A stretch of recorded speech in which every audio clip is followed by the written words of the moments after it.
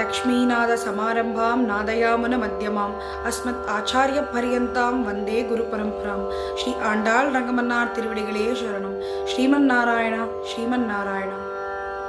கீழ்வானம் வெள்ளென்று எருமை சிறு வீடு, கீழ்வானம் வெள்ளென்று எருமை சிறு வீடு, மெய்வான் பரந்தனகாள்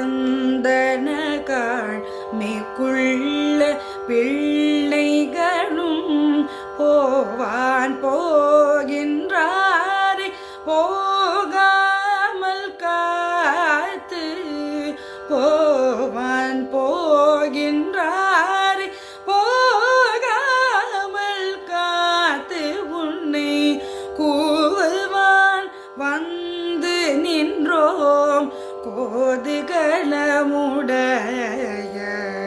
பாவாய் எழுந்திராய் பாடிப்பறை கொண்டு, மாவாய் பிளந்தானை மல்லரை மாட்டிய தேவாதி தேவனை சென்று நாம் சேவித்தார், தேவாதி தேவனை சென்று நாம் சேவித்தார், ஆவாவென்றாராய்ந்து அருளேலோரும் பாவாய், ஆவாவென்றாராய்ந்து அருளேலோரும் பாவாய்.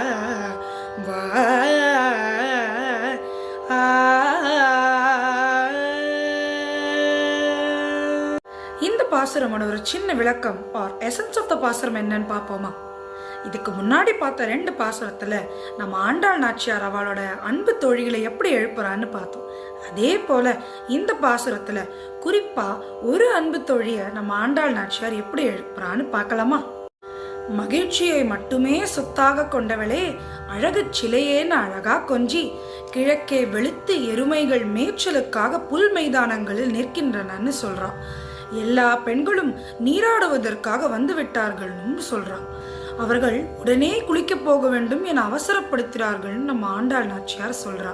ஆனாலும் உனக்காக தடுத்து நிறுத்திவிட்டு உன்னை கூவி கூவி நாங்க எல்லாரும் சேர்ந்து அழைக்கிறோம்னு சொல்றா.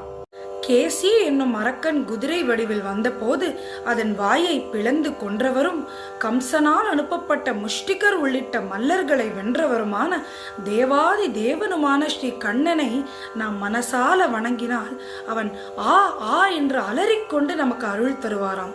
பெண்ணே, நீ உடனே கிளம்புன்னு ஆண்டாள் நாச்சியாரும் அவளோட எல்லா அன்பு தோழிகளும் அவளை எழுப்புறாளாம். ஸ்ரீ ஆண்டாள் ரங்கமன்னார் திருவடிகளே சரணம்.